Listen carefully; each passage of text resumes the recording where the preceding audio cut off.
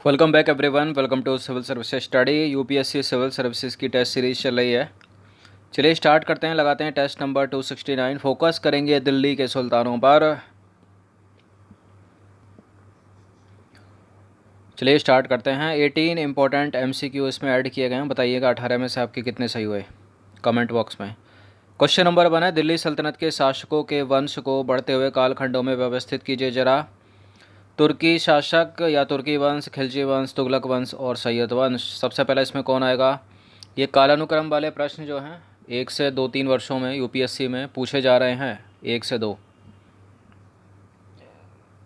तो सबसे पहले तुर्की वंश आएगा, मतलब तुर्की शासक। उसके बाद तुगलक से पहला खिलजी है और सैयद तुगलक के बाद है। दूसरा खिलजी हो गया, तुगलक हो गया, सैयद हो गया।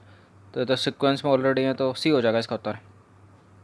तो देखिए तुर्की शासक जो हैं वो 1206 से लेकर 1290, खिलजी वंश जो है 1290 से 1320 सबसे कम समय तक शासन रहा। तुगलक वंश 1320 से लेकर 1414 और सैयद वंश रहा 1414 से लेकर 1451 तक।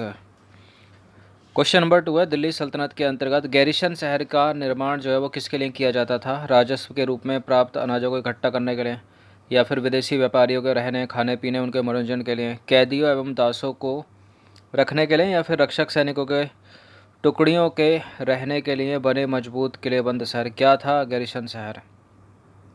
देखिए यह था रक्षक सैनिकों के टुकड़ियों के रहने के लिए बने मजबूत किलेबंद शहर। तो सी हो जाएगा इसका आंसर। तो देखिए गैरीसन शहर किलेबंद बसाव होते थे जहां सैनिक रहते थे।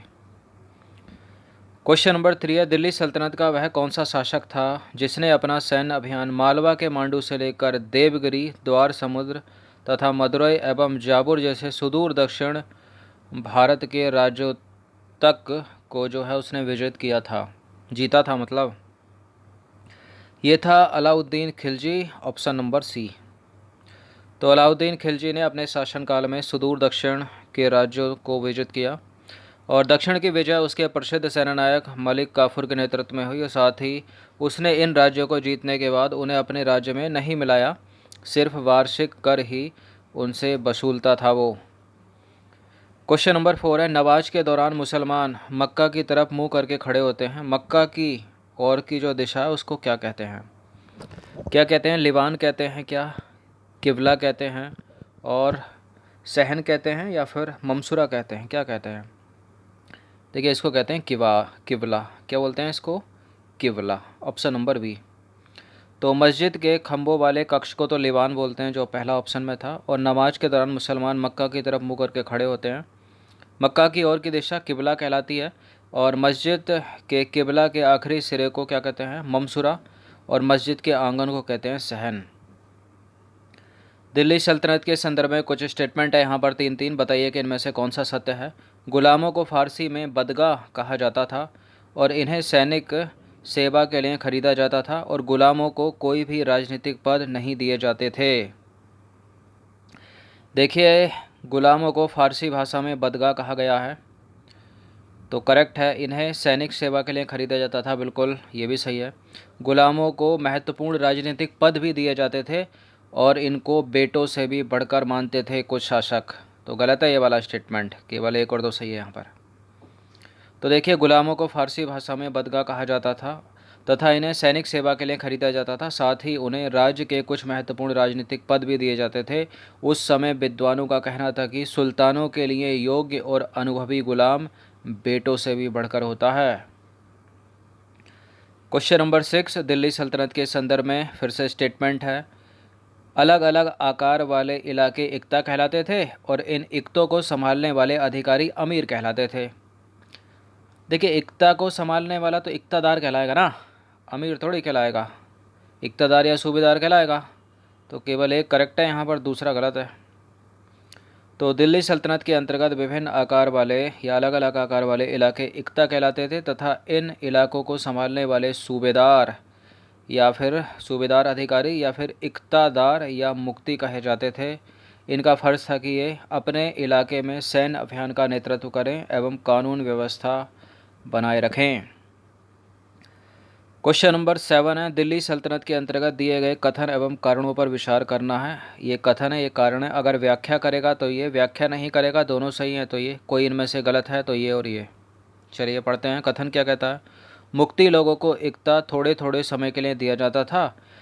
क्यों दिया जाता था? ताकि मुक्तियों पर प्रभावी तरीके से नियंत्रण रखा जा सके एवं उनका पद वंश एवं परंपरा से ना चले। बिल्कुल करेक्ट है दोनों के दोनों स्टेटमेंट, और व्याख्या भी करता है, तो इसका आंसर हो जाएगा ऑप्शन नंबर ए। तो कथन एवं कारण दोनों सही हैं तथा कथन कारण की सही व्याख्या करता है। दिल्ली सल्तनत में मुक्ति लोगों को एकता थोड़े थोड़े समय के लिए दिया जाता था ताकि मुक्ति लोगों पर प्रभावी तरीके से नियंत्रण रखा जा सके एवं उनका पद वंश एवं परंपरा से ना चले। क्वेश्चन नंबर 8 है, दिल्ली सल्तनत के संदर्भ में निम्नलिखित कथनों पर विचार कीजिए। दो स्टेटमेंट है। खुम्स कृषि पर लगने वाला कर होता था और खराज जो है वो लूट का धन होता था जो सैनिकों एवं राजकोष के बीच बांटा जाता था। देखिए दोनों के दोनों गलत हैं। अगर आपको इंटरचेंज कर दोगे इनको तो करेक्ट हो जाएंगे। क्यों करेक्ट हो जाएंगे? क्योंकि जो खुम्स था वो लूट का धन होता था जो सैनिकों एवं राजकोष के बीच बांटा जाता था। जो खराज था वो कृषि पर लगने वाला कर होता था। तो इनकरेक्ट है दोनों के दोनों, तो इसका आंसर हो जाएगा ऑप्शन नंबर डी। तो देखिए दोनों के दोनों सही नहीं है। खराज जो है वो कृषि पर लगने वाला कर होता था जो कि उत्पादन का 50% होता था। जो खुम्स है वो लूट का धन होता था जो सैनिकों एवं राजकोष के बीच बांटा जाता था। अच्छा, एक था जकात। जकात क्या था? मुसलमानों से लिया जाने वाला धार्मिक कर, केवल संपन्न वर्ग से, वो भी। क्वेश्चन नंबर 9 है, दिल्ली सल्तनत के संदर्भ में निम्न कथनों पर विचार कीजिए। तो स्टेटमेंट है, बताने की कौन सा सही है। मोहम्मद तुगलक अपने सैनिकों को नगद वेतन देता था लेकिन कीमतों पर नियंत्रण करने की जगह उसने टोकन मतलब सांकेतिक मुद्रा जो है वो चलवाई, और मोहम्मद तुगलक द्वारा चलाए गए सांकेतिक मुद्रा सोने एवं चांदी के बने होते थे। तो करेक्ट है पहला। देखिए इस तुगलक द्वारा जो चलाई गई सांकेतिक मुद्रा थी, जो टोकन मुद्रा जिसको बोलते हैं, वो सोने चांदी के नहीं बनी थी, वो धातु की बनी थी। सोना चांदी नहीं था वो। केवल एक सही है यहाँ पर, दूसरा गलत है। तो मोहम्मद तुगलक के शासनकाल के आरंभ में दिल्ली पर मंगोलों के आक्रमण बढ़ गए, जिस कारण मजबूर होकर तुगलक को एक विशाल स्थायी सेना रखनी पड़ी, और मोहम्मद तुगलक द्वारा चलाए गए सांकेतिक मुद्रा मतलब टोकन मुद्रा धातु के बने होते थे, लेकिन सोने एवं चांदी के ना होकर कोई सस्ती धातु के होते थे, जो कुछ कुछ आज की कागज़ की मुद्रा की तरह थी। क्वेश्चन नंबर 10 है, अलाउद्दीन खिलजी ने अपने सैनिकों के लिए सीरी नामक एक नया गैरिसन शहर बनवाया था। वह किस जगह पर था? बताइए किस जगह पर था सीरी नामक गैरिसन शहर? तुगलकाबाद में, आगरा में, अजमेर में या दिल्ली में? तो ये ना अजमेर में था, ना तुगलकाबाद में, ना आगरा में, ये था दिल्ली में। तो इसका आंसर हो जाएगा ऑप्शन नंबर डी। तो देखिए अलाउद्दीन खिलजी ने दिल्ली में अपने सैनिकों के लिए सीरी नामक एक नया गैरिसन शहर बनवाया था। अच्छा, गैरिसन शहर क्या है? शस्त्र से संबंधित है, सैनिकों से संबंधित है। 11वां प्रश्न है, निम्न कथनों पर विचार कीजिए। अलाउद्दीन खिलजी के समय सबसे ज़्यादा मंगोल आक्रमण हुए और अलाउद्दीन ने सैनिकों को एकता की जगह नगद वेतन देना तय किया था क्या? बिल्कुल करेक्ट है दोनों के दोनों स्टेटमेंट, तो इसका आंसर हो जाएगा ऑप्शन नंबर सी। तो देखिए ऊपर दिए गए दोनों कथन सत्य हैं। दिल्ली सल्तनत में अलाउद्दीन खिलजी के समय सबसे अधिक मंगोल आक्रमण हुए, जिस कारण अलाउद्दीन को एक विशाल सेना रखनी पड़ी। अलाउद्दीन ने सैनिकों को एकता के स्थान पर नगद वेतन देना आरंभ किया। क्वेश्चन नंबर 12 है, दिल्ली सल्तनत में बाजार नियंत्रण की नीति को किस सुल्तान द्वारा लागू किया गया? आसान सा प्रश्न है और मोस्ट इंपॉर्टेंट है, बहुत बार एग्जाम में पूछा गया है, पहले दूसरे। तो इसका उत्तर है, बाजार नियंत्रण व्यवस्था लाया था Alauddin Khilji, option number D.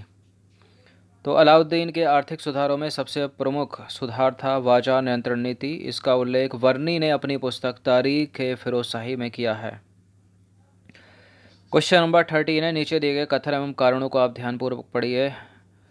कथन है फिर कारण की व्याख्या करेगा तो ये है, व्याख्या नहीं करेगा दोनों सही है तो ये, कोई गलत या सही है तो ये होगा। अलाउद्दीन खिलजी की बाजार नियंत्रण की नीति सैन्य हितों से परिचालित थी। कारण क्या है? सैनिक अपनी आवश्यकता की वस्तुएं दिल्ली के व्यापारियों से खरीदते थे और यह आशंका थी कि व्यापारी अपनी चीज़ों की कीमतें बढ़ा देंगे। बिल्कुल करेक्ट है पहला, करेक्ट है दूसरा, व्याख्या भी करता है। तो कथन और कारण दोनों सही है और सही व्याख्या करता है। इसका आंसर हो जाएगा ऑप्शन नंबर ए। तो देखिए, अलाउद्दीन खिलजी के समय सबसे अधिक मंगोल आक्रमण हुए। इससे मजबूर होकर अलाउद्दीन को एक विशाल सेना रखनी पड़ी। बड़ी सेना को संभालने एवं विभिन्न प्रकार के प्रशासनिक चुनौतियों से निपटने के लिए ही अलाउद्दीन ने विभिन्न आर्थिक एवं प्रशासनिक सुधार लागू किए, जिसमें सर्वप्रथम बाजार नियंत्रण की नीति थी। क्वेश्चन नंबर 14 है, रुद्रमा देवी किस वंश की शासिका थी? किस वंश की शासिका थी? सातवाहन, पांडे, होयसल या काकतीय? सातवाहन की थी नहीं थी। अब बताइए किसकी थी। चलिए, पांडे भी एलिमिनेट कर दिया है, होयसल भी नहीं है, काकतीय की थी, option number A.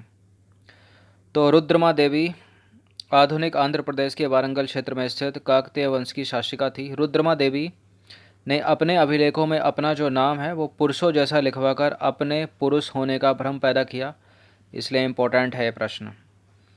Question number 15 है, मध्यकाल में रानी दिद्धा किस क्षेत्र की शासिका थी? गुजरात, कश्मीर, मालवा या राजस्थान? रानी दिद्धा कश्मीर की शासिका थी। तो रानी दिद्धा कश्मीर की महिला शासिका थी। उनका नाम दीदी मतलब बड़ी बहन से निकला है। जाहिर है कि प्रजा ने अपनी प्रिय रानी को यह स्नेह भरा संबोधन दिया होगा, रानी दिद्धा। क्वेश्चन नंबर 16 है, शेरशाह ने निम्न में से किस या किन युद्धों में हुमायूं को पराजित किया? चौसा का युद्ध, देहरिया का युद्ध, बिलग्राम या फिर कन्नौज का युद्ध?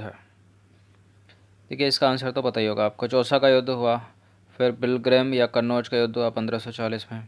तो एक और दो है, सी हो जाएगा, डी हो जाएगा इसका उत्तर। तो देखिए, शेर खां था इसका नाम पहले। शेर खां ने 1539 में चौसा के युद्ध में हुमायूं को बुरी तरह पराजित किया और शेर खां ने इस युद्ध के बाद अपने को सुल्तान घोषित किया और शेरशाह की उपाधि उसने धारण कर ली। उसने शीघ्र ही बंगाल पर अधिकार कर लिया और पूर्व में मुगलों की शक्ति को पूर्णतः नष्ट करके कन्नौज पहुंच गया। कन्नौज या बिलग्राम के युद्ध जो है वो 1540 में हुमायूं शेरशाह के द्वारा निर्णायक तौर पर पराजित हुआ और दिल्ली पर शेरशाह का नियंत्रण स्थापित हुआ एवं दिल्ली अफगान साम्राज्य की नींव पड़ी द्वितीय अफगान साम्राज्य की नींव पड़ी। चलिए, क्वेश्चन नंबर 17, शेरशाह सूरी के संदर्भ में ये पढ़िए, इसको विचार करिए और बताइए कि इनमें से कौन सा करेक्ट है। शेरशाह सूरी ने प्रशासन में अलाउद्दीन खिलजी के तरीकों को अपनाकर अपने साम्राज्य को मजबूती प्रदान की और मुग़ल सम्राट अकबर ने शेरशाह की प्रशासन व्यवस्था को अपनाया। यानी देखा जाए तो अलाउद्दीन खिलजी के तौर तरीकों को अपना रहा है शेरशाह सूरी और शेरशाह सूरी के तौर तरीकों को अपना रहे हैं अकबर। तो करेक्ट है दोनों के दोनों स्टेटमेंट। इसका आंसर हो जाएगा ऑप्शन नंबर सी। तो देखिए, शेरशाह ने प्रशासनिक सुधार के तहत राज्य के हित की रक्षा एवं प्रजा के उद्धार के उपाय दोनों को समान महत्व दिया और इसी के तहत उसने सैन्य एवं धार्मिक सुधार किए। वहीं शेरशाह के स्थानीय शासन के सिद्धांत जिसने राज्य में कानून एवं व्यवस्था को उत्तम बनाए रखने में सहयोग दिया। शेरशाह ने निष्पक्ष एवं त्वरित न्याय पर विशेष ध्यान दिया। शेरशाह प्रशासन की ये विशेषताएं अकबर द्वारा भी ग्रहण की गईं। क्वेश्चन नंबर 18 है, इब्न बतूता किस देश से भारत आया था? बताइए। आसान सा प्रश्न है और ये इम्पोर्टेंट है। इब्न बतूता आया था मोरक्को से। कहाँ से आया था? मोरक्को से। तो अफ्रीकी देश मोरक्को से 14वीं शताब्दी में आया था इब्न बतूता भारत।